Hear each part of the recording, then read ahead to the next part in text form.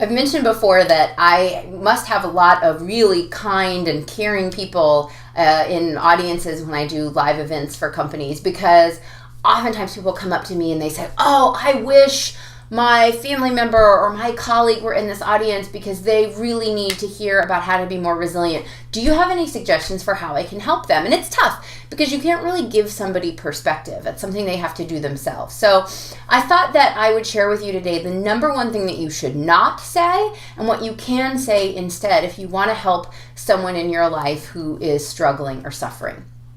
The number one thing I think you should not say, and I hear it a lot, is something along the lines of, well, what doesn't kill you makes you stronger, or, God doesn't give you more than you can handle, or you just got to keep putting one foot in front of the other.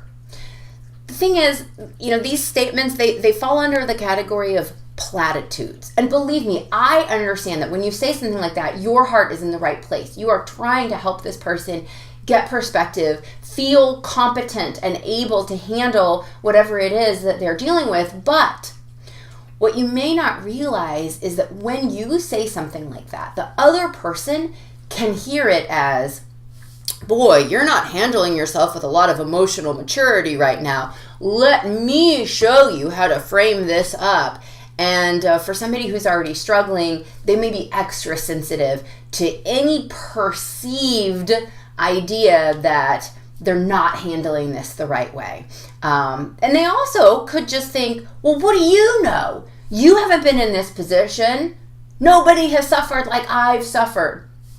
What you want to say in a position like this is not tell them how they should feel, but honestly meet them where they are. Reinforce how they do feel. Say things like, man, I know you're really struggling right now.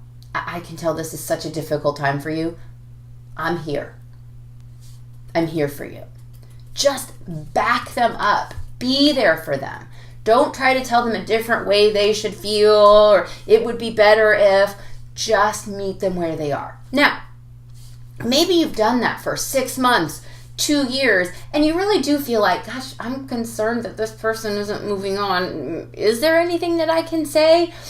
Again, that's really tough because it's often not for you to judge that they should be over whatever the situation is by now. But if you have spent a really long time being there for them and just meeting them where they are, then maybe it's time to move on to, gosh, I've really heard you say a lot of the same things over and over, and I don't want you to have to suffer like this. You don't deserve to have to be still going through this.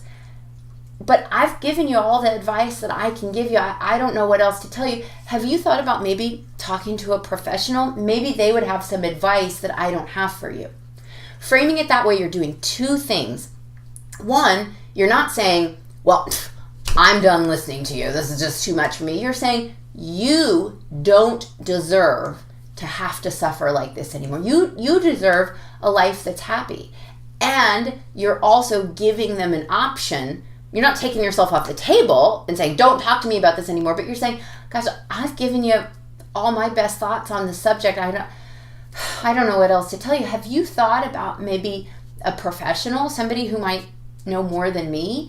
So you're not closing a door and you're not telling them, well, you should be over this by now. You're just with love telling them you don't deserve to be still suffering, and you're opening another door for them. It's so hard to say the right thing when somebody is struggling, but if you skip the platitudes and are just there for them and then help them move forward when the time is right, you'll be the kind of person they can keep coming back to over and over if they struggle again.